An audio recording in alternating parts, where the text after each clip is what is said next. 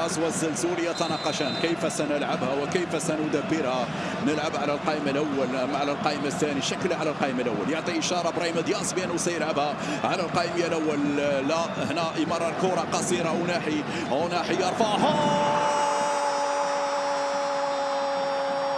ايوب الكعبي هدف انطولوجي، لكن الرايه تسبقك يا ايوب، الرايه تسبقك يا ايوب، وتسبق نعم فرحتنا بهدف ثالث يا ايوب يا الكعبي بنفس الطريقه كان متسللا في اللقطه الماضيه. الله الله الله على المقصيه في منتهى الروعه، لكن يا فرحه ما تمت، الفرحه لم تكتمل يا ايوب يا الكعبي في لقطه نعم ذكرتنا بمقصياتك وبأهدافك الأنطولوجية والخيالية في انتظار طبعا التأكيد. الكعبي يقول للحكم لم أكن متسللا، الكعبي يقول للحكم لم أكن متسللا في اللقطة الماضية.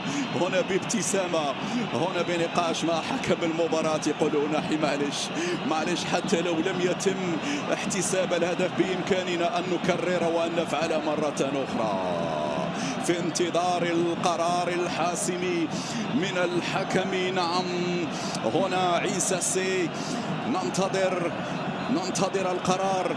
هل الكعبي كان في وضعية تسلل؟ هذه الإعادة مرة أخرى.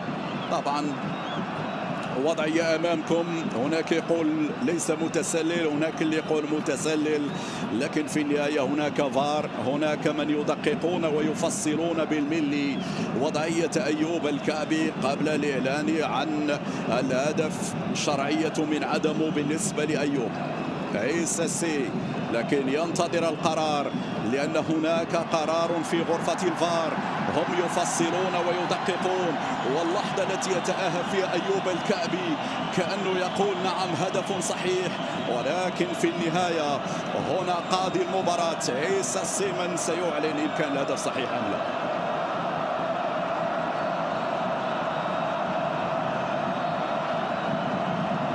إذا لازلنا في انتظار.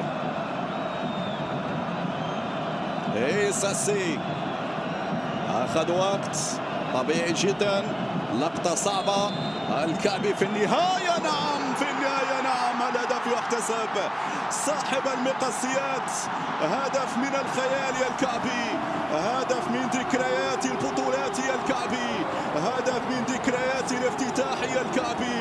يا سلام على روعة هدفك يا الكعبي. هات الصورة، هات الإعادة، نقول لمخرج المباراة والله لو أعدتها مئات المرات بل آلاف المرات